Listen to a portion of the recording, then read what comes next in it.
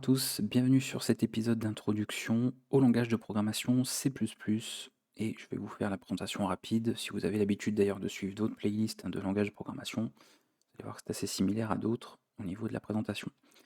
Un bref historique d'abord pour commencer sur ce langage, rapidement, histoire de savoir un petit peu d'où on part. Le langage a été créé par Bjarni Stroustrup, donc un développeur, pareil, une nombreuses personnes qui a travaillé de près ou de loin avec les laboratoires Bell, avec AT&T, etc. Donc si vous connaissez Dennis Ritchie, Ken Thompson, Linus Torvalds, etc., ce sont des personnes qui de près ou de loin ont travaillé un petit peu sur les mêmes choses. Donc voilà, le monde est très petit finalement. Donc on a cette personne également qui a travaillé et qui a mis justement au point le langage C++, mais je vais en parler un petit peu plus en détail. C'est un langage qui a été publié en octobre 1985. Alors, pour être précis, je dois rajouter un peu de détails, Bjarni a commencé à travailler dessus en 1979, très exactement. Et il y a une première version qui a été produite, mais elle était simplement utilisée en interne, donc chez AT&T vers 1983. Et c'est seulement 2 ans plus tard que ça a été fourni dans une première version, on va dire, au grand public, et qui a pu commencer à être utilisé. Le langage a été normalisé donc beaucoup plus tard, par contre, quand on regarde, ça fait plus de 10 ans après, donc il y avait vraiment une norme, un standard qui a été mis en place, donc les fameuses normes ISO, hein. Donc des normes que vous retrouverez aujourd'hui sous l'appellation C++ 17, C++ 20, C++ 23, donc souvent par rapport à l'année, d'accord, pas forcément exactement l'année hein, de mise en application de la norme, mais voilà, il peut y avoir une année comme ça qui représente celle-ci, et donc bien sûr ça évolue, et au moment où je vous parle, la norme actuelle est de fin 2000, il me semble octobre 2024, hein, j'avais été vérifié, au niveau de la norme, donc le standard qui est en ce moment appliqué. Et bien évidemment, ça continue comme ça, voilà, c'est normalisé, ça continue d'évoluer au fur et à mesure du temps. Donc ça permet d'avoir un ensemble de règles qui sont suivies ensuite pour toutes les personnes qui vont développer dans ce langage. Donc ça a un côté important comme ça, cette normalisation qu'on suit généralement dans les langages qui le sont. Le langage est, vous l'avez peut-être remarqué, fortement inspiré et vous allez voir tout à l'heure, ne serait-ce qu'au nom du langage C, parce qu'on l'appelait en fait au départ, on l'appelait C with classes. Donc le but en fait, c'était pour Bjarni, de partir du langage C, alors pas seulement, parce qu'il y avait bien sûr d'autres inspirations, mais de l'améliorer, si vous voulez, de produire en fait du C à un niveau supérieur. Donc on peut le voir, donc, si on extrapole un petit peu, à l'époque en tout cas, le C++ comme une extension du langage C. C'était le langage C avec lequel on a ajouté certaines fonctionnalités, notamment du langage que j'ai noté ici, qui est Simula. Donc il y avait certaines fonctionnalités intéressantes de Simula, pour lesquelles Bjarni s'est inspiré et a intégré en fait ces fonctionnalités-là au langage C. Et Algol, bon, je l'ai noté aussi parce que le C est inspiré d'Algol, hein, ça en est fortement inspiré, donc évidemment, puisque C++ repose sur énormément d'inspiration syntaxique du langage C aussi, donc il est évidemment inspiré d'Algol, ça va de soi. Voilà, alors ce qu'il faut par contre considérer aujourd'hui, parce que ça a été toujours un petit peu confus pour les gens qui voulaient commencer à apprendre, si le C++ à l'époque était vraiment vu comme une extension, d'accord, comme une surcouche finalement au langage C, et donc il y avait une certaine, comment dire, une logique à voir du C et ensuite d'aborder C++ comme, encore une fois, étant une suite logique ou une extension de ce langage, aujourd'hui on est vraiment sur des langages différents. Si vous avez suivi mon cours sur le langage C, je vous ai bien dit par exemple que vous n'avez absolument pas besoin d'apprendre le C avant de faire du C++. D'accord? C'est comme si vous disiez je dois apprendre Python avant de faire du Java.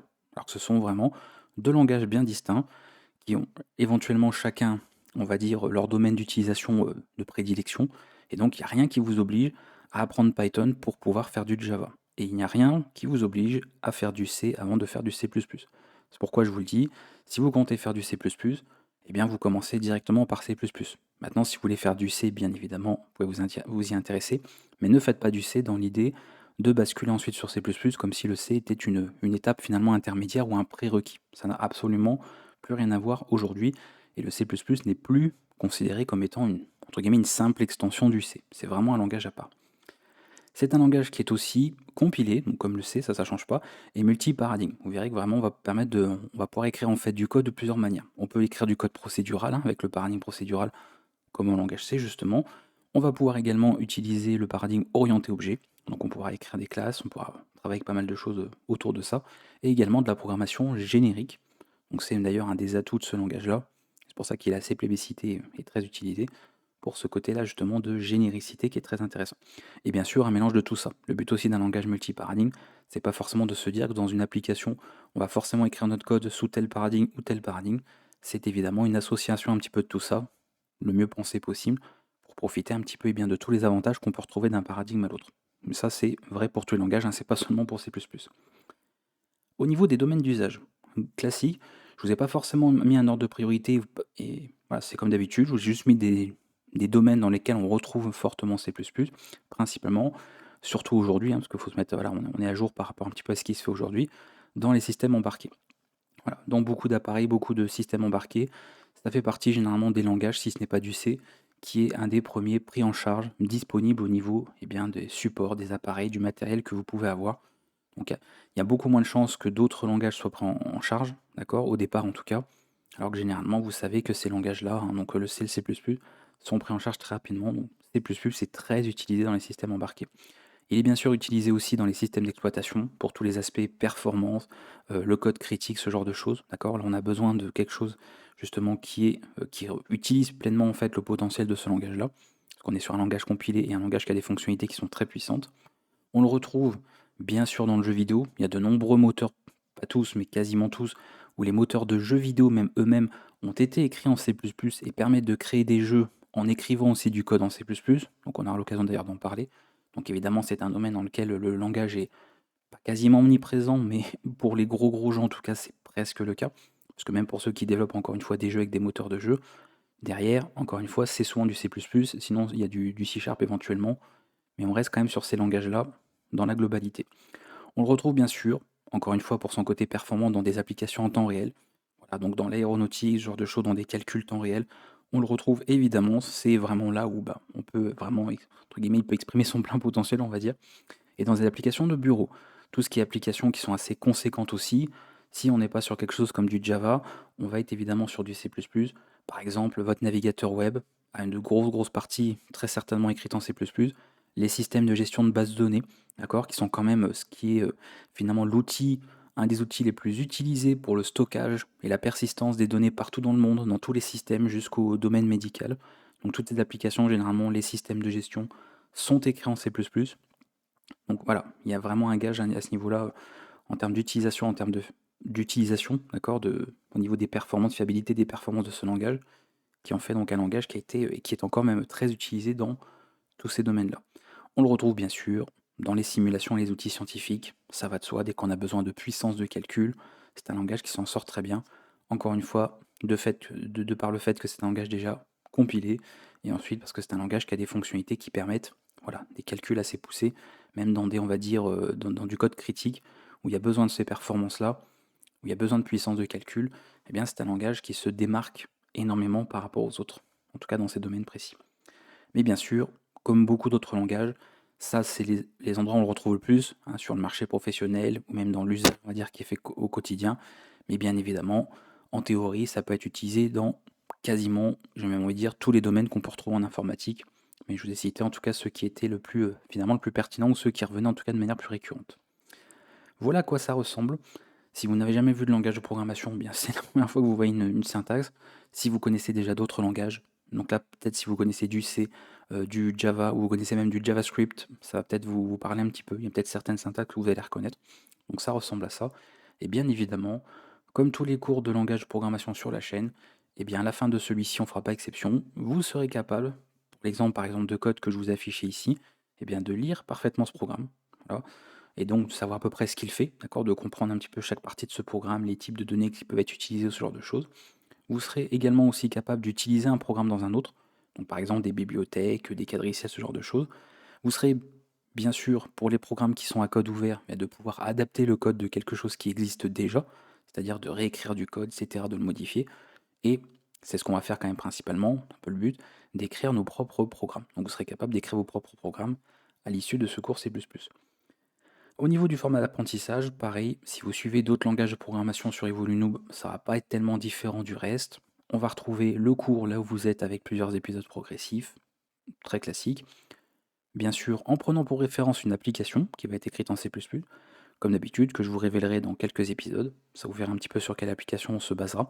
Donc pareil, une très grosse application utilisée dans le monde réel, dans un cas concret, en production, pour que vous voyez un petit peu que tout ce que vous apprenez encore une fois est réellement utilisé par des développeurs dont pour certains c'est le métier, qui font ça tous les jours, et que vous n'êtes pas en train d'apprendre des choses finalement inutiles. C'est tout l'intérêt encore une fois de prendre ces applications-là pour référence. Des exercices comme d'habitude à la fin de chaque épisode. Donc à l'écrit, hein, je rappelle, je fais pas de vidéo, mais vous avez des exercices proposés. Alors, au moment où je vous parle, c'est sur un dépôt GitHub. Peut-être que dans quelques années, ça aura changé d'endroit, mais peu importe. Généralement, vous avez les liens qui sont disponibles un peu partout. Donc n'hésitez pas à fouiller à chaque fois dans les descriptions des vidéos, les commentaires épinglés. Généralement, quand il y a quelque chose à aller récupérer ou à aller consulter, tout est mis là-dedans. Donc il faut pas hésiter à chaque fois à oser aller dans la description des vidéos YouTube. Tout est indiqué à chaque fois. Vous avez une playlist donc à part pour des tutos, voilà, donc tout ce qui rentre pas dans ce que j'appelle encore une fois les notions ou les cas essentiels du langage. C'est-à-dire que le cours, c'est vraiment ce que j'estime être le minimum à connaître au niveau du langage. Et après, toutes les choses qui peuvent venir s'ajouter en complément, ça ne veut pas dire que c'est moins important, hein, c'est juste que voilà, c'est vraiment pour ceux parmi vous qui veulent aller plus loin. Eh bien, vous pouvez retrouver ces vidéos-là dans une playlist du tutoriel C++. Et bien sûr, s'il y a un projet, donc ce serait l'écriture d'une application, voilà, d'un programme fait en C++, et toujours pareil, c'est tout ce qui est généralement au format payant, ou via financement participatif, hein, pour ceux qui suivent un peu, et vous avez pareil, hein, tout ça concernant le financement participatif, vous avez le lien, comme d'habitude, en description de chaque vidéo de la chaîne, en fait, c'est mis partout. C'est d'ailleurs, je crois, la première ligne de la description, donc vous avez tout qui est disponible à chaque fois ici. Enfin, vous trouverez peut-être d'autres playlists, et c'est même, pas peut-être, c'est même certain, voilà, il y a d'autres playlists sur la chaîne qui abordent ou qui aborderont justement des bibliothèques, des quadriciels, des moteurs, bref, des outils, peu importe lesquels, qui vont utiliser, dans lesquels vous serez amené à faire du C++. Donc si vous comptez utiliser un de ces outils, par exemple Qt, SFML, Unreal Engine, donc justement un exemple de moteur de jeu, eh bien l'apprentissage du langage C++ est votre prérequis, d'accord, et votre point de départ. Voilà, ça n'a aucun intérêt de partir sur ces genres d'outils-là si vous ne connaissez pas le langage dans lequel vous êtes censé écrire du code dans ces outils. Donc le C++, c'est votre outil, c'est votre marteau, votre tournevis, et après vous pouvez comme ça sereinement vous intéresser à des applications, des bibliothèques, etc., des moteurs de jeu, si vous comptez vous servir de ça ensuite, une fois que vous avez en tout cas pris connaissance un petit peu, vous êtes familiarisé avec le langage de programmation. Et on aura fait le tour pour cette introduction avec tous les points que je voulais vous partager ici pour cette vidéo. Je vais pouvoir vous laisser parce qu'on va se retrouver très très vite dès le prochain épisode. Comme d'habitude, on va suivre un petit peu le même, on va dire le même premier chapitre qu'on retrouve sur les autres langages de programmation, avec les notions de programmation élémentaire, découverte des types de données, on va parler des variables, les conditions, les boucles, les fonctions, etc. Bref, on va suivre un petit peu ce chemin-là. Et après, très vite, on retrouvera vraiment dans les fonctionnalités propres au C++. Parce que s'il y a bien un langage qui a quand même une syntaxe un peu particulière, c'est le C++. Donc c'est pas forcément similaire à d'autres langages. Donc on aura l'occasion de découvrir tout cela ensemble. Je vous dis à bientôt et si vous avez des questions par rapport à ce que je vous ai partagé ici dans cette introduction, n'hésitez pas à les poser en commentaire. Ciao!